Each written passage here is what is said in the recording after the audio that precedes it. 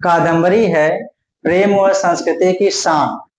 बाण भट्ट ने गढ़ा इससे अनुपम गान। शब्दों की सरिता भावों का हार। कादम्बरी है साहित्य का अनुपम उपहार। साथ ही साथ आप सभी को मेरा प्यार भरा नमस्कार।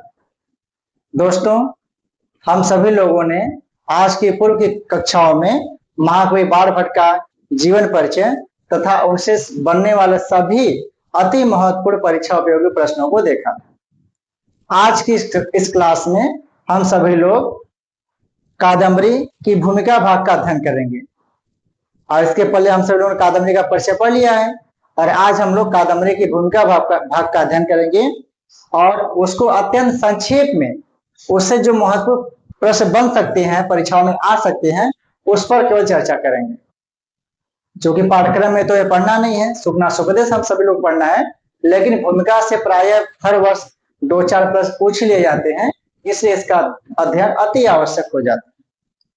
तो आइए समय न गवाते हुए हम सभी लोग कादम्बरी की भूमिका भाग का अध्ययन करते हैं और तत्पश्चात इस 20 श्लोकों के अध्ययन के बाद हम सभी लोग कादम्बरी तथा इसकी भूमिका भाग से बनने वाले सभी महत्वपूर्ण प्रश्नों का अध्ययन करेंगे। तत्पश्चात सुखना सुपदेश का अध्ययन शुरू करेंगे। तो आइए आज की इस क्लास में हम सभी लोग कादम्बरी की भूमिका भाग का अध्ययन करते हैं। हम सभी लोग जानते हैं कि महाकवि बाण भट्ट ने कादम्बरी की भूमिका भाग में कुल 20 श्लोकों का प्रयोग किया है और कादम्बरी की भूमिका भाग को कुल 4 भागों में बांटा गया। यह प्रश्न याद रखिएगा। कौन कौन से? प्रथम भाग है मंगलाचरण, जो 1 से लेकर 4 श्लोकों तक है। द्वितीय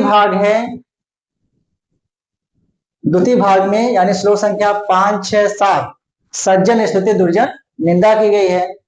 8वें और 9वें यानी 2 श्लोकों में कथा प्रशंसा की गई है और 10 से लेकर 20 यानी कुल 11 श्लोकों में कवि वंश वर्णन किया गया है। तो कादम्बरी की भूमिका भाग को कितने भागों में बांटा गया है? 4। ठीक है। और संपूर्ण भूमिका भाग में यानी 20 श्लोकों में कौन सा छंद है? तो वंशज छंद का प्रयोग किया गया, यह ध्यान रखिएगा।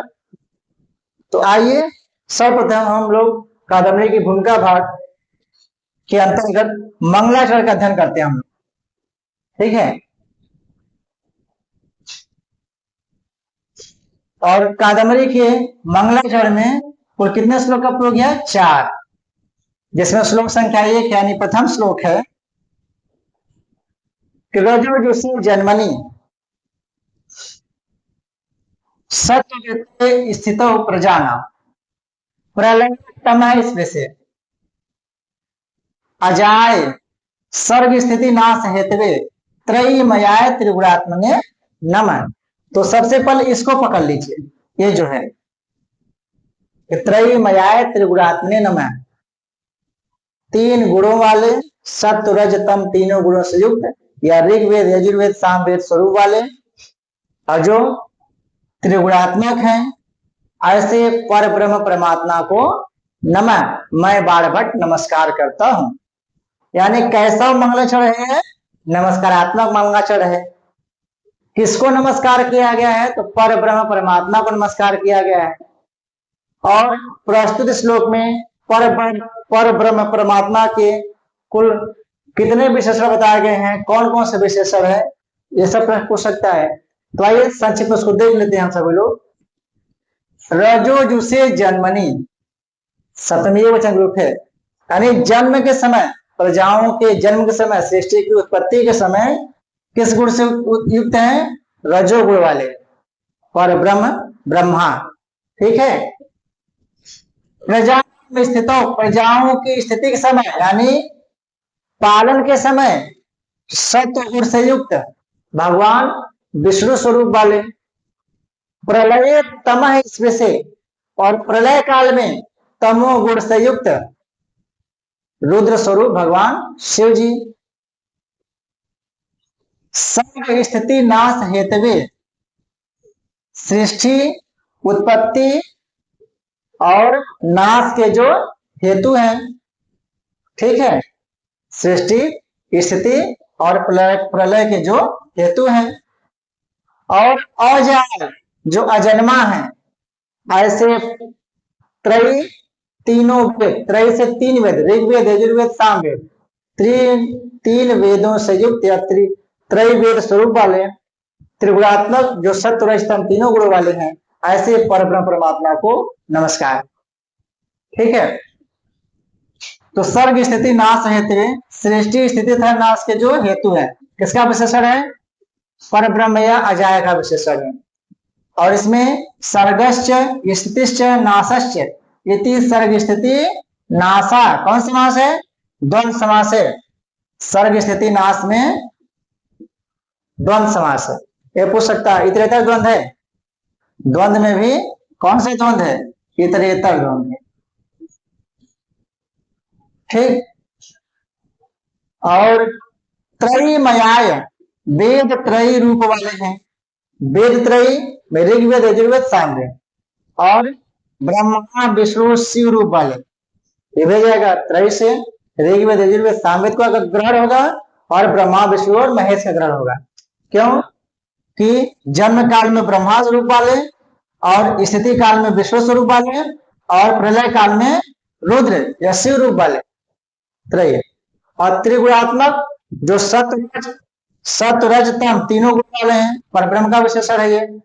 ठीक है, और त्रयीमय का प्रकृति प्रत्यय पूछे यदि आपसे, तो त्रय प्लस नीक बनेगा त्रयी, प्लस मयट त्रयीमय, और चतुर्थी वचन में हो जाएगा त्रयीमयाय। ठीक है, तो त्रयीमयाय का प्रकृति प्रत्यय याद रखिएगा, हो सकता है आपसे परीक्षा में। अजाय किसका विशेषण है? तो परब्रह्म परमात्मा का विशेषण है।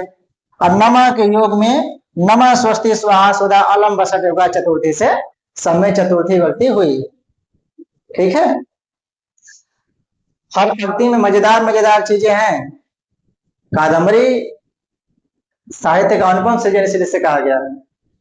ठीक है, और कहते हैं कि हर पंक्ति में झलके संस्कृत की ज्योति, हर पंक्ति में झलके संस्कृत की ज्योति, कादम्बरी से चमके भारत की ज्योति। तो भारत की अलौकिक ज्योति किससे चमक रही है? कादम्बरी के प्रकाश रूपी ज्योति से। ठीक है, आइए इसमें आगे क्या क्या और प्रश्न आ सकता है? और पूछ सकता है कि परमात्मा की कितनी अवस्थाओं का वर्णन किया गया है? तो 3 अवस्थाओं का वर्णन यहाँ पे किया गया है। ब्रह्मा, विष्णु और रुद्र, इन 3 अवस्थाओं को उल्लेख किया गया। यानी सृष्टिकर्ता कौन है? ब्रह्मा है। पालन करता कौन है? भगवान विष्णु है। संहार करता कौन है? तो रुद्र है। क्लियर? परमात्मा को 3 गुणों से युक्त बताया गया है। तो परमात्मा को कितने गुणों से युक्त बताया गया है? 3 गुणों से युक्त बताया गया है। यह प्रश्न पूछ सकता है कौन कौन से 3 गुण है? रजोगुण, सत्वगुण और तमोगुण। जन्म काल में रजोगुण वाले ब्रह्मा स्वरूप, स्थिति काल में सत्वगुण स्वरूप विष्णु जी, और प्रलय काल में तमोगुण स्वरूप रुद्र। ठीक है, इन 3 गुणों से युक्त है। अजाय माने अजन्मा, सर्ग स्थिति नाश के हेतु, त्रयी और त्रिगुणात्मने, ये 4 विशेषण किसके हैं? परमात्मा के। यानी कादम्बरी के प्रथम मंगलाचरण में परब्रह्म परमात्मा के कितने विशेषण बताए गए हैं? तो 4। ठीक है, त्रयीमयाय त्रिगुणात्मने नमः, परब्रह्म परमात्मा को नमस्कार किया गया है। अतः कैसा मंगलाचरण है? नमस्कारात्मक मंगलाचरण यहाँ पर है। इस नमस्कारात्मक मंगलाचरण में कौन सा छंद है? तभी बताया हमने कि सभी 20 श्लोकों में वंशज छंद का प्रयोग किया गया है। यह ध्यान रखिएगा आप सभी लोग। और निराकार ब्रह्म की स्तुति की गई है, पर ब्रह्म की स्तुति की गई है। ठीक है, कौन सा अलंकार है?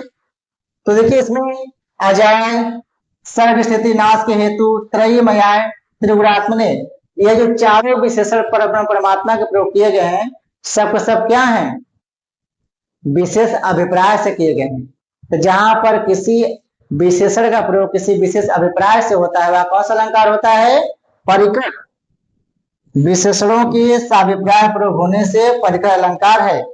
ठीक है, और सर्ग स्थिति नाश हेतु में, सर्ग स्थिति और नाश के हेतु रूप में रजोजु से आदि पदों का क्रमशः अन्वय होने से यथा संख्या अलंकार भी है, और आदि वर्णों का आवृत्ति होने से अनुप्रास अलंकार भी है। तो परिकर, यथा संख्य और अनुप्रास, ये 3 अलंकार यहाँ पे घटित होते हैं। स्पष्ट है? अब इससे ज्यादा कोई प्रश्न यहाँ से नहीं बन पाएगा। ठीक है, आइए आगे चलते हैं।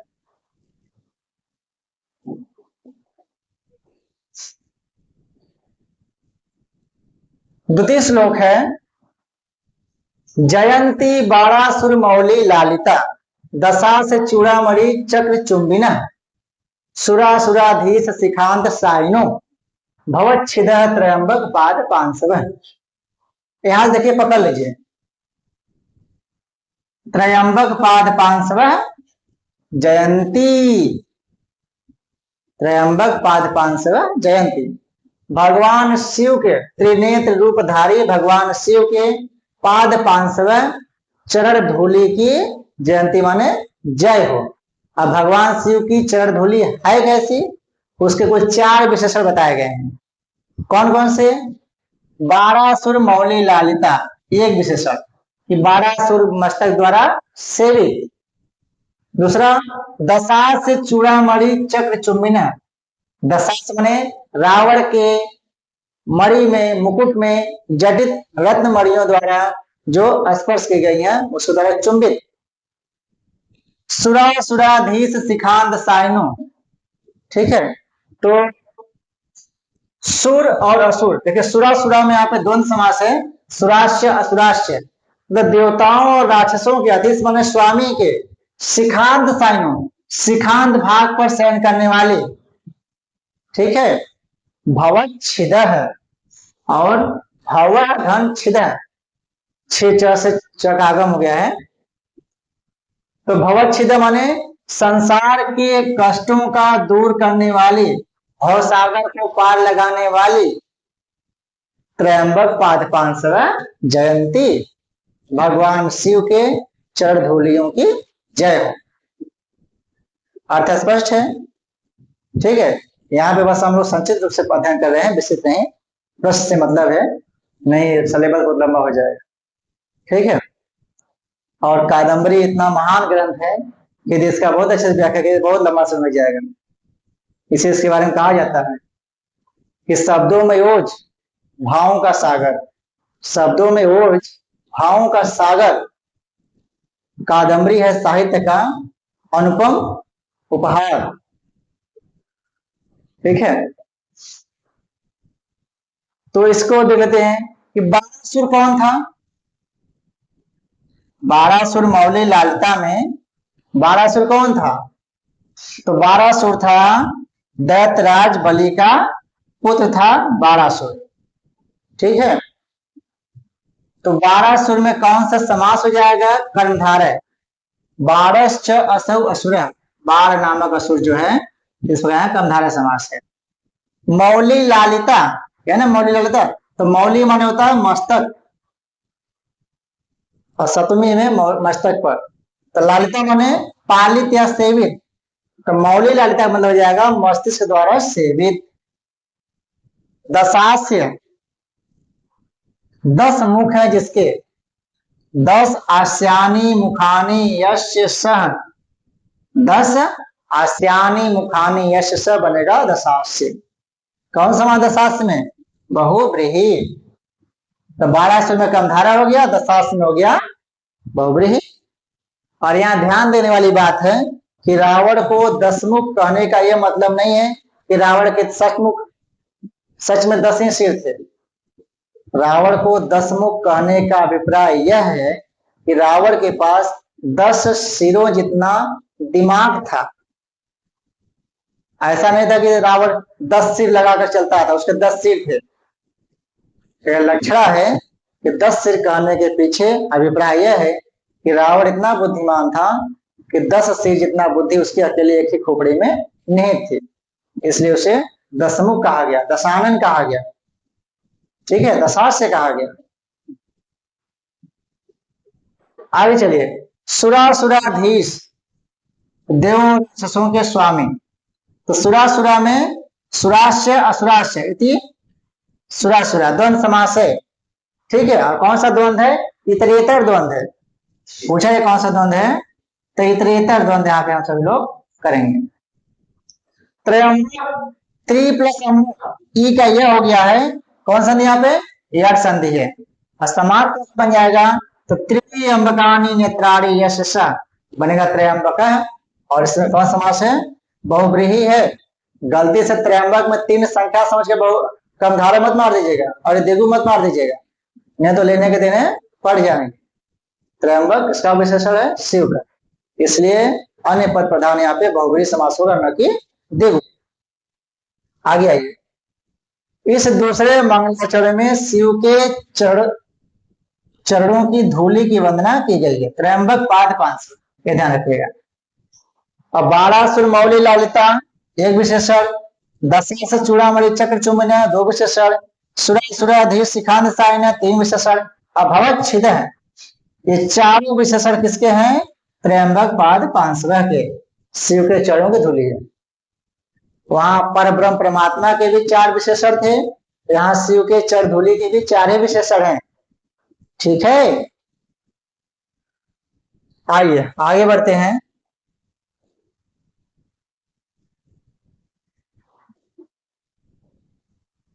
अगला श्लोक है कि जयति उपेंद्र स चकार दूरतो विभित्सया या क्षरलब्ध लक्ष्या दृशैव कोपारुणया रिपोरु स्वयं भयाद भिन्नमिव पाटला। यहाँ बस यहीं पकड़ लीजिए। स उपेंद्र है जयति, उपेंद्र माने विष्णु, विष्णु को इंद्र का अनुज कहा जाता है। तो स उपेंद्र जयति, उस भगवान विष्णु की जय हो।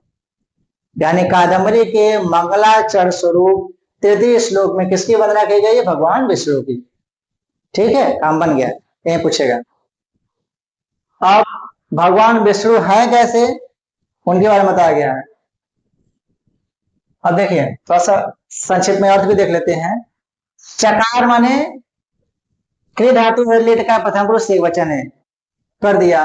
दूरता माने दूर से, विभित्सया, विभित्सया मतलब होता है विदीर्ण करने की इच्छा से। क्या विदीर्ण करने की इच्छा से? तो हिरण्यकशिपु का वक्षस्थल यहाँ पे है रिपुः उरु। ठीक है, तो रिपुः उरु से रिपु का क्या मतलब है? हिरण्यकशिपु। हिरण्यकशिपु का वध किसने किया था? नृसिंह रूपधारी भगवान विष्णु जी ने। ठीक है, तो रिपु उरु, रिपु से क्या मतलब? हिरण्यकशिपु, उरु माने उसका वक्षस्थल सीना। तो विभित्सया दूर से ही विदीर्ण करने की इच्छा वाले, यह जो अक्षर लब्ध लक्ष्या, क्षण भर में ही अपने लक्ष्य तक पहुंचने वाली, और कोपारुणया, कोप प्लस अरुणया, क्रोध से लाल बनी हुई, किसका विशेषण है? दृशैव, दृशा प्लस एव। ठीक है, वृद्धि संधि है। दृशैव, क्रोध से लाल बनी हुई, मानो दृष्टि से ही, अपने नजर से ही। रिपो उरुह, अपने शत्रु के वक्षस्थल को। भयाद, मानो जो शत्रु का वक्षस्थल था वह भयाद माने भय से। स्वयं भिन्नम अस्त्रपाटलम, स्वयं भय से मानो विदीर्ण हो गया, फट गया। और अस्त्रपाटलम माने होता है लाल रक्त से युक्त, उसका वक्षस्थल फट गया, विदीर्ण हो गया, छिन्न भिन्न हो गया। ठीक है, तो उपेंद्र किसे कहते हैं? विष्णु को। यहाँ विष्णु के किस अवतार की वंदना की गई है? तो नृसिंहावतार की। और उपेंद्र में कौन संधि है? उपेंद्र में गुण संधि है। कौन सा समास है? इंद्रम उपगत, यदि उपेंद्र है तो प्रादित तत्व से उपेंद्र, इंद्रम उपगत उपेंद्र प्रादित तत्व से। जयति उपेंद्र, जयति धन उपेंद्र, ई का यह हो गया है तो यह संधि है। यार संधि का सूत्र क्या होता है? इको यड़च। स किसके लिए है? वो अर्थात विष्णु के लिए है। चकार में कौन सा लकार है? क्रिया धातु लीट लकार प्रथम पुरुष एकवचन का रूप है। विविध क्या मतलब है पूछ सकता है, प्रवक्ता पूछा हुआ था एक बार। तो विदित करने की इच्छा से वाले कौन है? विष्णु जी। अब विविध का प्रकृति प्रत्यय पूछ सकता है, तो विद सन और टाप, विद सन और टाप। अक्षर लब्ध लक्ष्या, क्षण लक्ष्य तक पहुंचने वाली कौन है? क्षण लब्ध लक्ष्या दृशा, दृशैव। तो दृशा का विशेषण दृष्टि का विशेषण है, ठीक है। क्षण लब्ध लक्ष्या, दृशा माने दृष्टि का विशेषण है। क्षणम लब्धम लक्ष्यम या सातया, कौन सा समास है? बहुब्रीहि। तो क्षण लब्ध लक्ष्या में यहाँ पर बहुब्रीहि समास हो जाएगा आपका, ठीक है। और क्या बच गया? दृश्य, दृश्य वृद्धि संधि है। वृद्धि संधि सूत्र क्या होता है? वृद्धिरेच। क्रोध से लाल, दृष्टि का विशेषण है। क्रोध से लाल क्या है? दृष्टि, नजर, नेत्र। नजर ने नजर से किया क्या इशारा, तो इशारों मात्र में काम हो गया। रिपो उरुह, तो रिपोह प्लस उरह विषय संधि यहाँ पे है रिपो उरुह में। और हिरण्यकशिपु के वक्ष स्थल क्रिया है। रिपु से किसका बोध हो रहा है? रिपु से शत्रु हिरण्यकशिपु का बोध हो रहा है, ठीक है। तो ये सभी प्रश्न यहाँ से परीक्षा में प्राय बन सकते हैं, इसके बाहर कुछ नहीं बनेगा, ठीक है। सब कुछ हम लोग देख ले रहे हैं। आगे आइए, श्लोक 3 हो गया। हाँ, उससे में और देख लीजिए थोड़ा सा। भयात, भयात माने भय से। भित्रार्था नाम भय हेतु से क्या यहाँ पे पंचमी। भयात भिन्नम पाटलम है ना, तो भयात में जो पंचमी किस से हुआ है? तो भित्रार्था नाम भय हेतु से यहाँ पर पंचमी भयात में हुआ है, ठीक है। भयात भिन्नम पाटलम कौन सा अलंकार है? उत्प्रेक्षा अलंकार है यहाँ पे, और उरु का विशेषण है। भय से मानो विदृढ़ हो गया। क्या विदृढ़ हो गया? तो वक्षस्थल। तो भयाद भिन्नम इव से पाटले, जो इव आया है और उत्प्रेक्षा का वाचक है, तो उत्प्रेक्षा अलंकार हो जाएगा और उरु का विशेषण है। पाटल माने लाल। क्षण लब्ध लक्ष्या दृश्य उपमा अलंकार है। क्षण भर में ही लक्ष्य तक पहुंचने वाले दृष्टि के, ठीक है। दृशा इव उपमा अलंकार है। और हिरण्यकशिपु का वध किसने किया था? तो किसने किया था? नृसिंह रूपधारी भगवान विष्णु ने किया था। अस्त्र पाटलम, अस्त्र पाटलम में कौन सा अलंकार है? यहाँ पर लुप्त उपमा अलंकार है, क्लियर।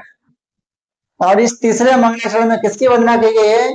तो नृसिंह रूपधारी भगवान विष्णु की वंदना यहाँ पर की गई है। कौन सा अलंकार है? तो दो अलंकार हो गया, एक उत्प्रेक्षा भयाद भिन्नम पाटलम में उत्प्रेक्षा अलंकार है, और क्षण लब्ध रक्षा दृश्य में उपमा अलंकार है। एक अलंकार और बन जाए, कौन सा?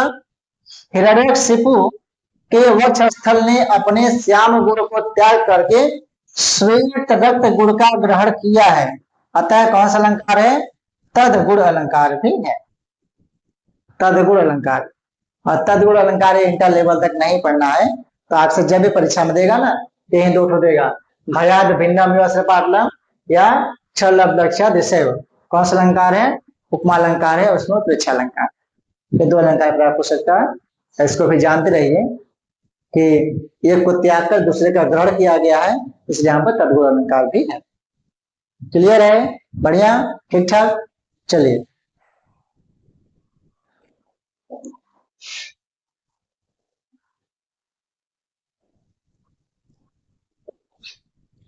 अगला है श्लोक संख्या 4 है।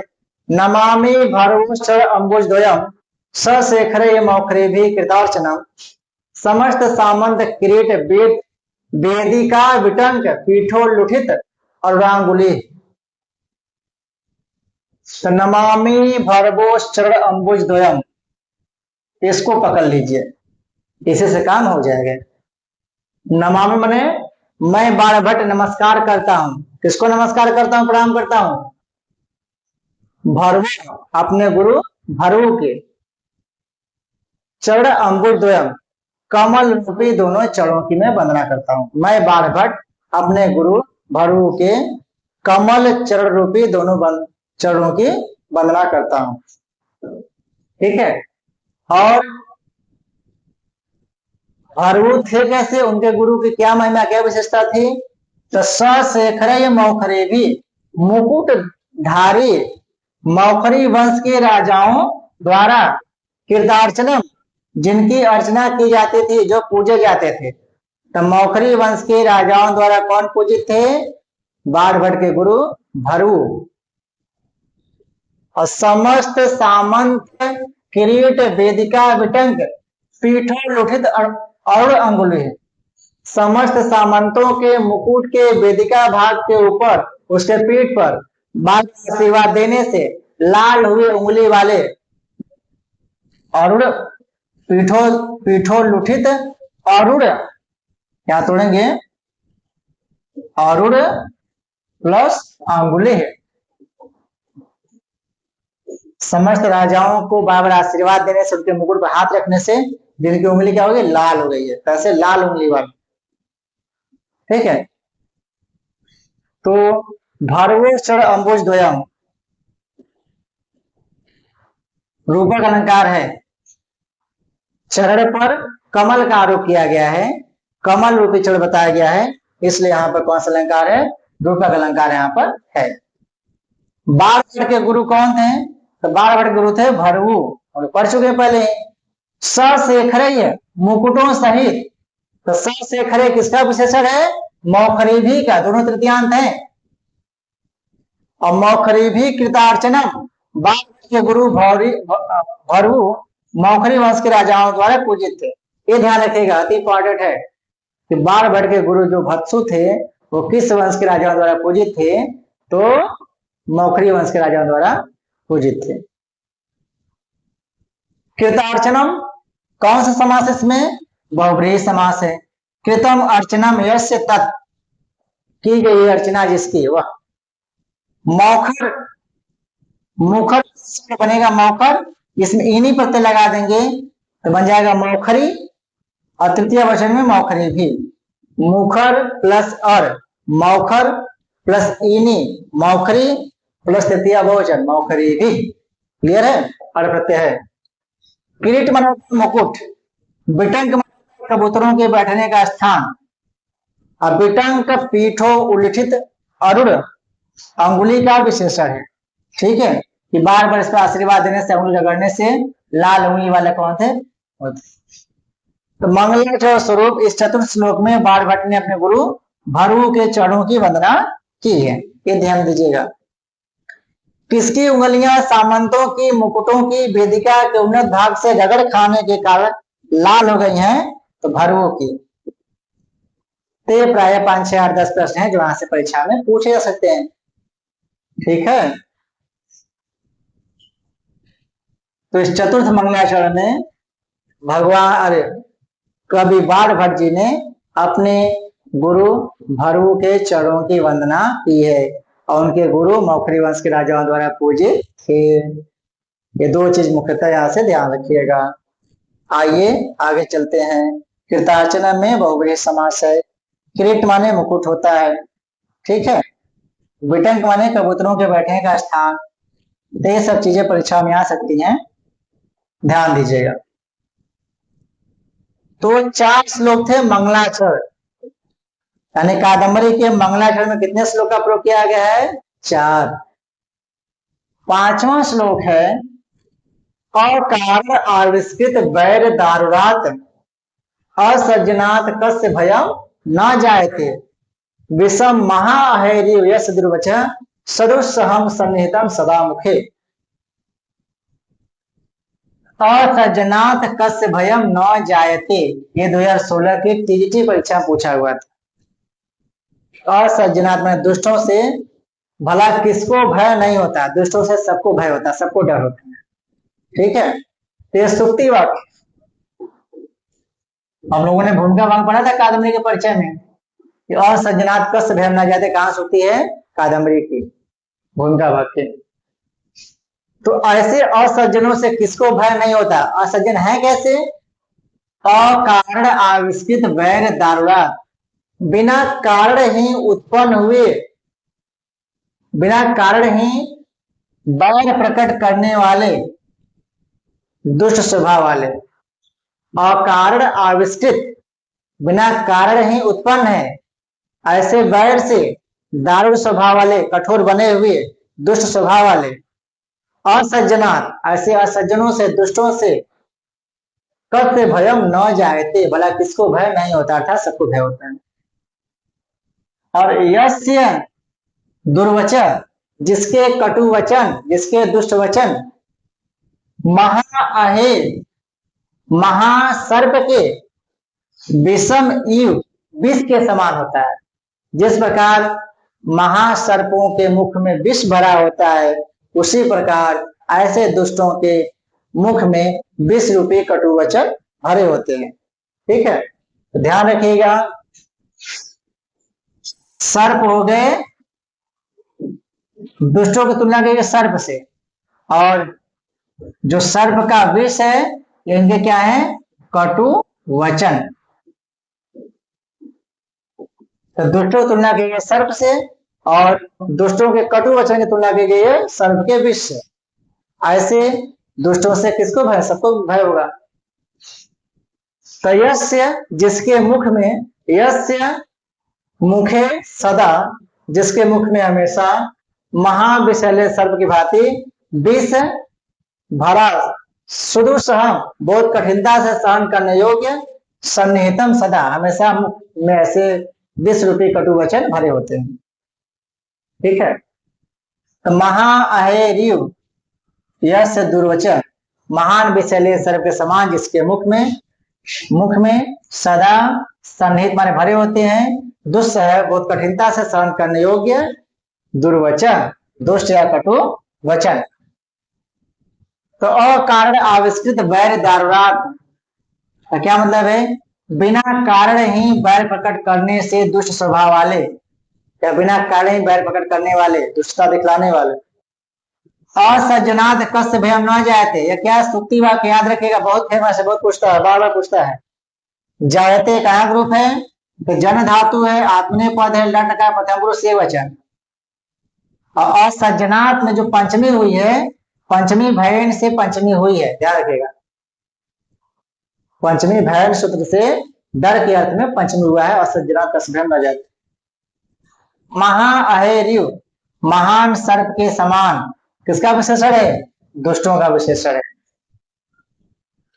तो प्रश्न पूछ सकता है कि बाणभट्ट ने दुष्टों की तुलना किससे की गई? तो महासर्प से, विषैले सर्प से। महान अहि इति महाअहे, विषैला सर्प, कौन सा नाशकंधारय समास। विषम, जो विषम है, ये किसका विशेषण है? दुर्वचन विशेषण है। ठीक है, जो दुष्टों के जो दुर्वचन है, जो कटु वचन है, वो सर्प के विष के समान है, ऐसा। सुदुस्सहम, सुदुस्सह और खल प्रत्यय है, ये ध्यान रखिएगा। सुख दुख में खल प्रत्यय होता है, तो सुदुस्सह में सुदुस्सह खल, बहुत कठिनता से सहन करने योग्य। किसके मुख में सदा दुर्वचन भरे रहते हैं? तो दुष्टों के मुख में सदा दुर्वचन भरे रहते हैं। विषम महाअहेर्यु दुर्वचन, यहाँ पे उपमा अलंकार है, ये उपमा का वाचक है। और इस श्लोक में किसकी निंदा की गई है? दुर्जन निंदा की गई है। तो पहले सज्जन स्तुति है कि दुर्जन निंदा? पहले दुर्जन निंदा फिर सज्जन स्तुति है। ठीक, सन्निहितम में माने व्याप्त होता है, समनिधा प्लस कत प्रत्यय, सन्निहित, और सन्निहित माने व्याप्त, भरा हुआ। अब पूर्वार्ध में यानी प्रथम लाइन में कौन सा अलंकार है? अर्थापत्ति अलंकार है। बिना किसी कारण के ही बैर प्रकट करने वाले हैं कौन? दुष्ट। ठीक है, बैर प्रकट करने का कोई कारण नहीं है, इसलिए क्या? अर्थापत्ति, अर्थ में आपत्ति जहाँ अर्थापत्ति अलंकार होता है। ठीक है, और दुष्टों के बारे में कहा जाता है, क्या कहा जाता है? बोलिए। कि दुर्जन की संगति से बढ़कर कोई अभिशाप नहीं, दुर्जन की संगति से बढ़कर कोई अभिशाप नहीं। वो फूल नहीं काटे हैं जिनसे मिलती कभी सौगात नहीं। तो ऐसे दुष्टों से बच कर रहिए। बाल भट्ट ने बताया है कि ऐसे दुष्टों के मुख में, सर्प के मुख में विष के समान हमेशा कड़वे वचन भरे होते हैं, और ऐसे दुष्टों से हमेशा सावधान रहना चाहिए। आइए आगे बढ़ते हैं।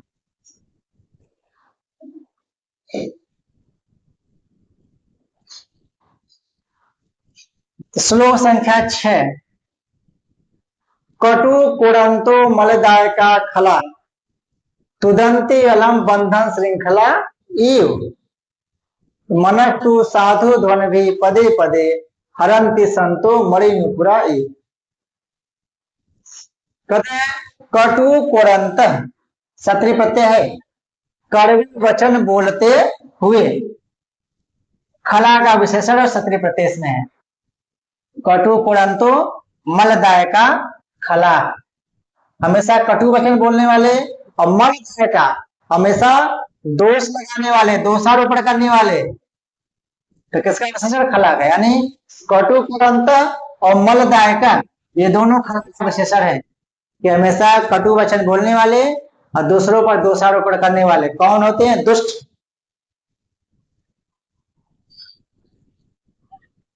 तुदंती अलम, यहां पर जाएगा यड़ संधि है, तुदंती प्लस अलम, ठीक है। व्यर्थ में ही दुखी करते हैं, बिना किसी कारण के ही। और किस प्रकार? बंधन श्रृंखला युव, लोहे की श्रृंखला के समान। जिस प्रकार से किसी व्यक्ति को जंजीर में बांध दिया जाए तो पग पग पर हमेशा उसको तकलीफ ही देगा, दुख ही देगा। वैसे जो दुष्ट होते हैं, दुष्टों के सानिध्य में जो रहते हैं, उनको कटु कुरंता, हमेशा कड़वे वचन बोलने वाले, दोषारोपण करने वाले, ऐसे जो दुष्ट पुरुष होते हैं, तुदंती अलम, व्यर्थ में ही हमेशा लोगों को पीड़ित करते हैं, दुखित करते हैं। बंधन श्रृंखला युव, बंधन श्रृंखला समान, लोहे की जंजीर के समान, पैरों में पड़े हुए, हाथों में पहनाई गई बेड़ी के समान, ठीक है। और मनस्तु साधु ध्वन भी पदे पदे, हरंती संत मणि नुपुर। संत जो सज्जन लोग होते हैं, संत माने सज्जन लोग, मणि नुपुरा युव, नुपुर माने होता है घुंघरू, तो मणि नुपुरा, मणि नुपुर के समान यानी घुंघरू के समान। जिस प्रकार कोई नायिका अपने पैरों में घुंघरू बांध ले और चले तो छम छम छम छम कितना मनोहर लगता है, ठीक है। उसी प्रकार से जो सज्जन होते हैं, उस मणि नुपुर के समान क्या होता है?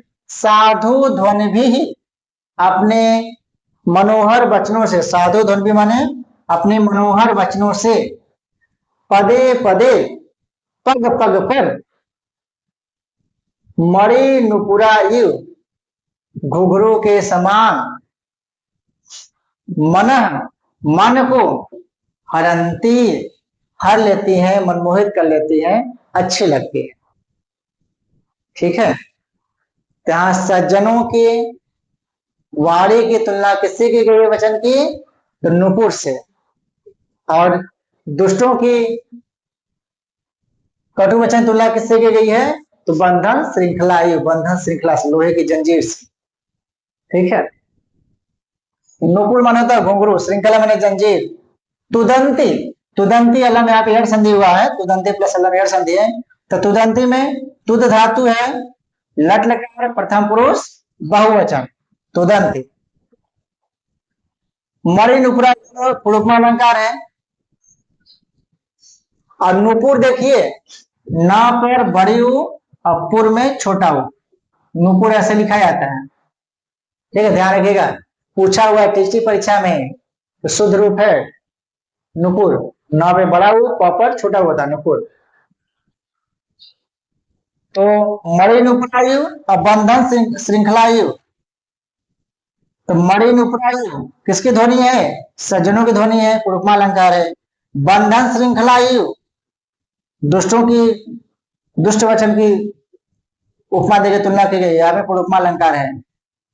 अब कड़वे वचन बोलने वाले और दूसरों पर दोषारोपण करते हैं कौन? खला, जो दुष्ट लोग होते हैं। दुष्टों की उपमा किससे दी गई है? बंधन श्रृंखला से दी गई है।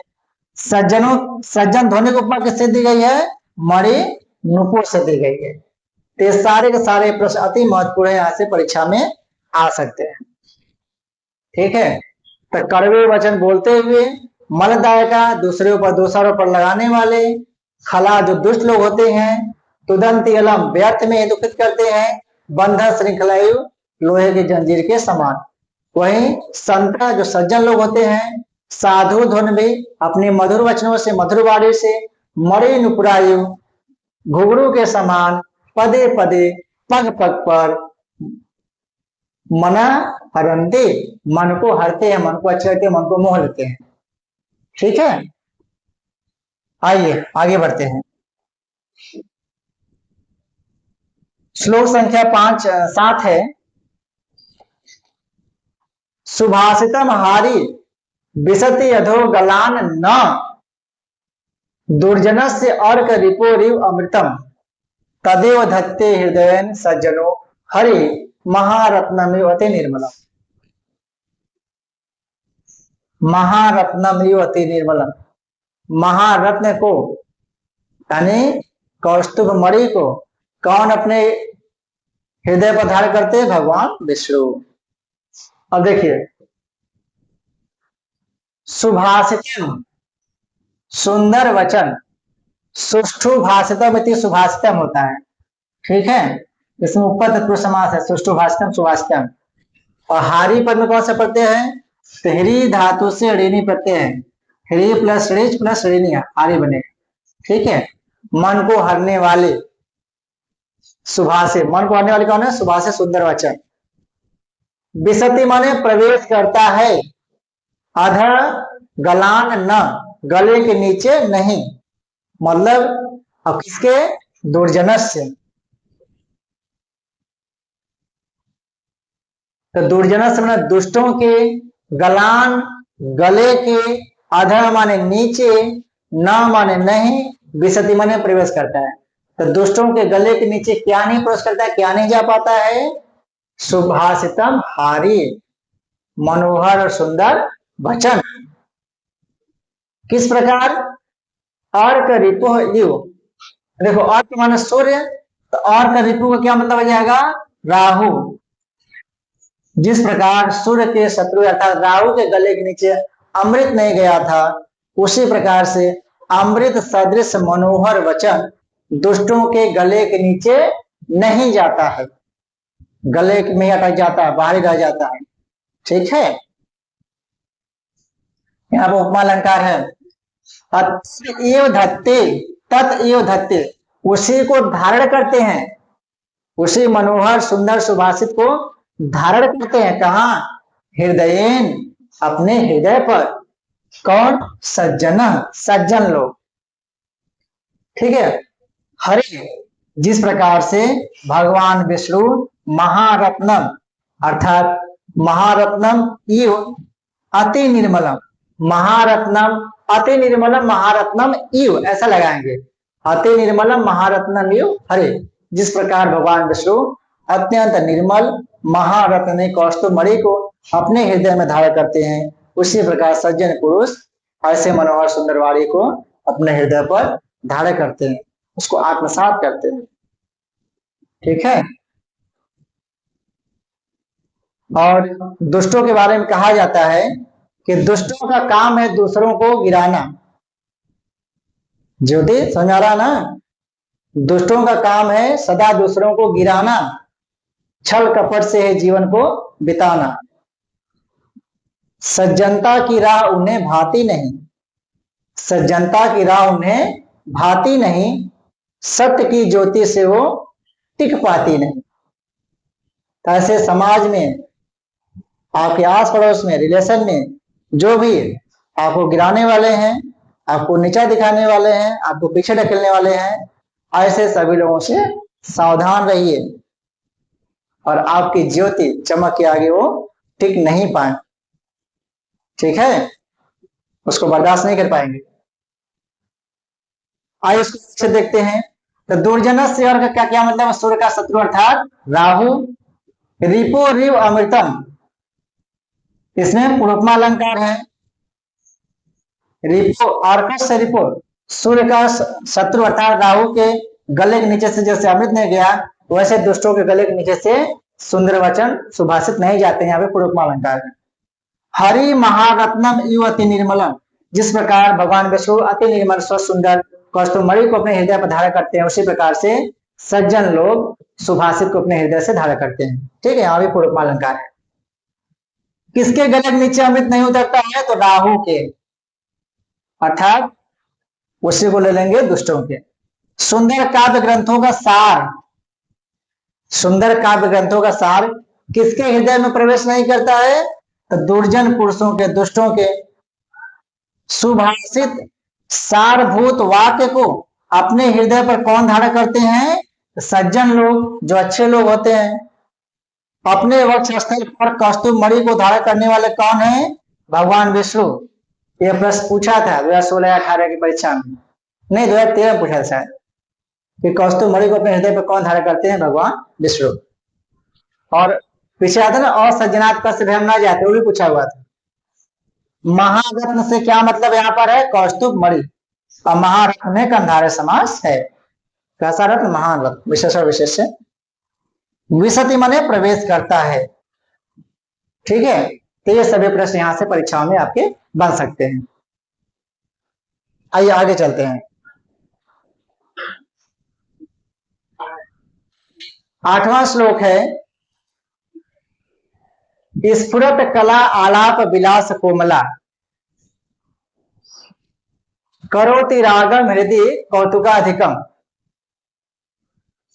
रसेन स्वयं स्वयं अभ्युपागता, कथा जनस्य अभिनवा वधूरिव। अति महत्वपूर्ण है, इसको याद रखेगा यहां से।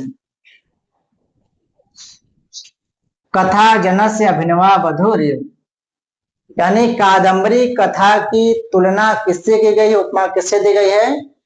तो अभिनव वधू से, नवीन वधू से, नई नवेली दुल्हन से। जिस प्रकार नई नवेली दुल्हन सबको अच्छी लगती है, उसी प्रकार से कादम्बरी कथा सबको अच्छी लगती है। ठीक है, तो स्फुरत कला आलाप विलास कोमला, इसको एक साथ लेंगे। इतना, स्फुरत कला आलाप विलास कोमला। तो कथा पक्ष में इसका क्या मतलब हो जाएगा? स्फुट या प्रतिमान शब्द योजना से युक्त जो कथा है, स्फुट प्रतिमान शब्द योजना से युक्त, स्फुट कला आलाप विलास कोमला। ठीक है, ऐसी शब्द योजना से युक्त कथा किसको अच्छी नहीं लगती? सबको अच्छी लगती है। ठीक है, वधु पक्ष में इसका अर्थ हो जाएगा कि मधुर वार्तालाप, आलाप माने होता है वार्तालाप, बातचीत, मधुर वार्तालाप, विलास माने श्रृंगार चेष्टा हाव भाव, और हाव भाव आदि से युक्त कौन है? नायिका। तो जिस प्रकार स्फुट प्रतिमान शब्द योजना से कथा अच्छी लगती है, उसी प्रकार से मधुर वार्तालाप, श्रृंगार चेष्टा, हाव भाव आदि से युक्त नई नवेली दुल्हन सबके चित्त को आकर्षित करते हैं, सबको अच्छी लगती है। ठीक है, और करोति रागम हृदय कौतुकाधिकम, और करोति माने करती है, रागम माने अनुराग को, प्रेम को बढ़ाती है, अनुराग उत्पन्न करती है। हृदय माने सबके हृदय में, कौतुकाधिकम अत्यधिक अनुराग को उत्पन्न करती है, स्नेह को बढ़ाती है। और रसेन रसयुक्त सयाम, सया पर, स्वयं अभ्युपागता, स्वयं आई हुई। यहाँ पे स्वयं इसको ले लेते हैं, तो स्वयं का मतलब है कथा पक्ष में जाएगा बिना प्रयास के ही उपस्थित शब्द योजना, बिना प्रयास के ही उपस्थित शब्द योजना से युक्त। और वधु पक्ष में जाएगा प्रेम व स्वतः उपस्थित, कोई प्रयास भी ना करना पड़े, और आपकी प्रेमिका, आपकी नायिका, आपकी चाहने वाली आपके पास, आपके सया पर से जो सजा पर आ जाए, इससे बड़ी खुशी और क्या हो सकती है? कुछ नहीं।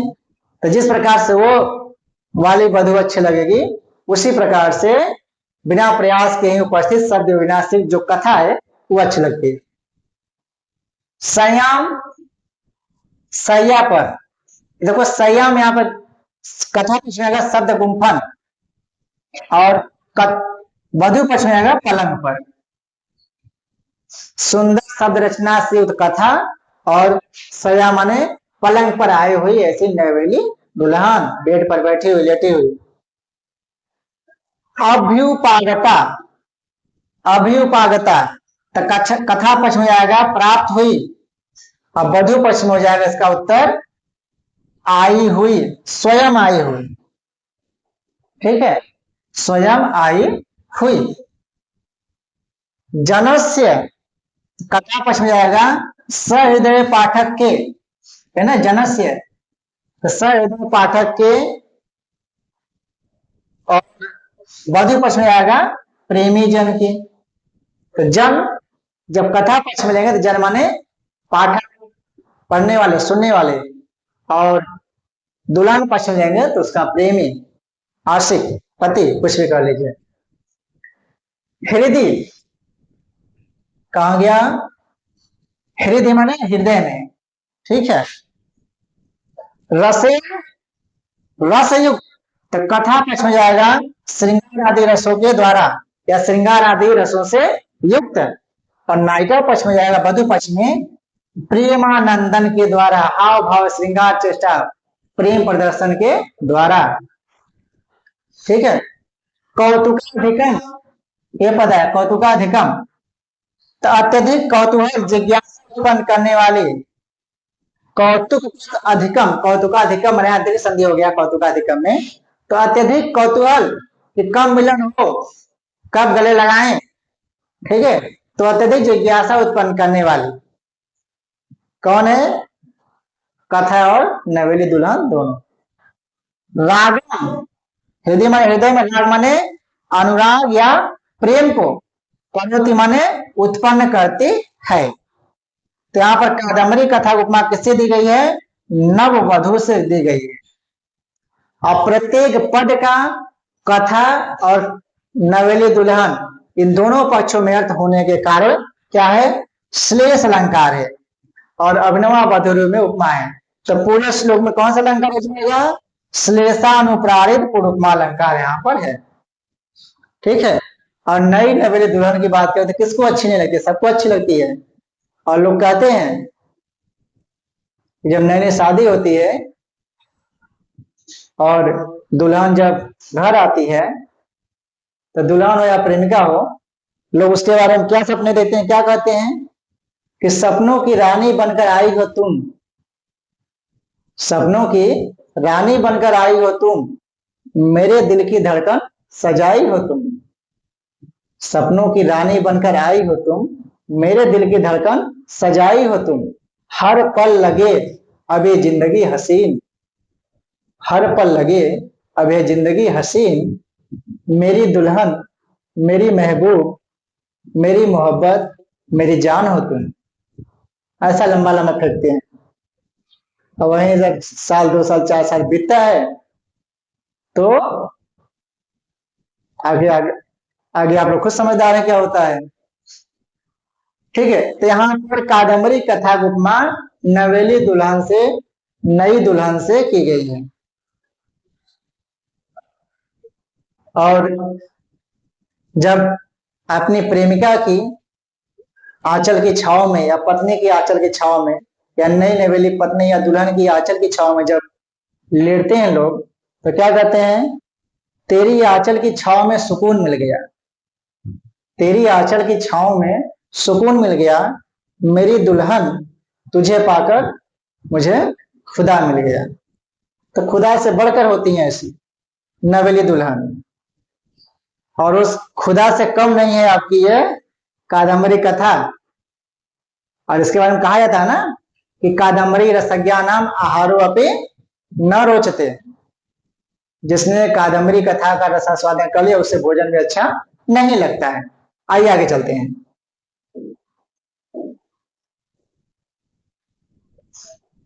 हरन्ति कम नोज्ज्वल दीपक उपमय नवय पदार्थे उपादिता कथा निरंतर श्लेत घना सुजातयो महास्रज चंपक कुडमलयरिव। कहते हरन्ति कम न, किसके मन को नहीं हर करता है, उज्ज्वल दीपक उपमय है, उज्ज्वल दीपक आदि उपमा अलंकारों से युक्त, पदार्थ ही अच्छे अच्छे पदार्थों से युक्त, अर्थों से युक्त, उपपादिता मन संपन्न कथा, मतलब कि उज्ज्वल दीपक उपमा आदि अलंकारों से युक्त, अर्थों से युक्त और छंदों से जो कथा होती है, और निरंतर श्लेष घना, श्लेष युक्त, सुजातीय छंदों से युक्त, महास्रज चंपक उर्मलयरिव। ठीक है, तो इन सबसे युक्त जो कथा है वो किसको अच्छी नहीं लगती था, सबको अच्छी लगती है। तो ये पंक्ति ना परीक्षा में पूछ जाता है कि निरंतर श्लेष घना सुजातीय महास्रज चंपक उर्मलयरिव, यहाँ पर किसकी प्रशंसा कहा गया है, यह पंक्ति कहाँ मिलती है, तो कादम्बरी में प्राप्त होती है पंक्ति। ठीक है, इसको याद रख लीजिएगा। कुडमल माने क्या होता है, कली होता है, पूछ सकता है परीक्षा में कि कुडमल शब्द क्या अर्थ है, कली है। उपपादिता माने निर्मित, उपपादिता है ना निर्मित कथा, और निरंतर श्लेष घना जाति छंद से सुशोभित अर्थात जाति पुष्प विशेष से युक्त। सुजाति में कौन सा समास है, सुष्ठु जातीय या सुजातु बहुव्रीहि समास है, तो सुजातीय में बहुव्रीहि समास है, यहाँ पर सुष्ठु जातीय यासु इति सुजातीय बहुव्रीहि समास है। महास्रज माने महान माला, चंपक कुडमल आदि कलियों से युक्त जो माला बनती है, जिस प्रकार से शोभित होती है, उसी प्रकार से दीपक उपमा आदि अलंकारों से युक्त, छंद से युक्त, जो निरंतर श्रेष्ठ से युक्त जो कथा होती है, काव्य होता है, वो सबको अच्छा लगता है। चंपक कुडमलयरिव, ये जो पद है यहाँ पर कौन सा अलंकार है, कुडोपमा अलंकार यहाँ पर आया हुआ है। उज्ज्वल दीपक उपमय है, दीपकस्य उपमास्य इति दीपक उपमय है, द्वंद्व समास है, और उज्ज्वले दीपक उपमय ये सूत्य ये बहुव्रीहि समास है, और उज्ज्वल दीपक में कर्णधारय समास। ठीक है, तो ये सब कुछ प्रमुख प्रश्न है जो यहाँ से पूछ सकते हैं। इस प्रकार कादम्बरी की भूमिका भाग के 10 श्लोक का अध्ययन हम लोग कर लिए। इन 10 श्लोकों यानी 9 श्लोक, इन 9 श्लोकों को कुल कितने भागों में बांटा गया था, 3 भागों में, 1 से 4 मंगलाचरण, 5, 6, 7 दुर्जन निंदा सज्जन स्तुति, और 8वें और 9वें में कथा प्रशंसा। ठीक है, अब इसके बाद श्लोक संख्या 10 से लेकर 20 तक कवि वंश वर्णन का अध्ययन हम लोग अगली कक्षा में करेंगे, उसको एक साथ देखेंगे अति संक्षेप में कि वहां से क्या क्या मुख्य पर बन सकता है। और कादम्बरी इतना अच्छा लगता है, इतना अच्छा ग्रंथ है, श्रृंगार रसिक्त है, 3 जन्मों की प्रेम कहानी है। ठीक है, इसको जब पढ़ेंगे पाठक इसमें डूब जाते हैं। और कहा जाता है इसके बारे में कि कादम्बरी के बिना साहित्य अधूरा लगे। ठीक है, कादम्बरी के बिना साहित्य अधूरा लगे, इसकी गाथा हर हृदय को प्यारा लगे। यह केवल कथा ही नहीं, यह केवल कथा ही नहीं, एक दर्शन है, और बाण भट्ट की अमर वाणी को मेरा वंदन है।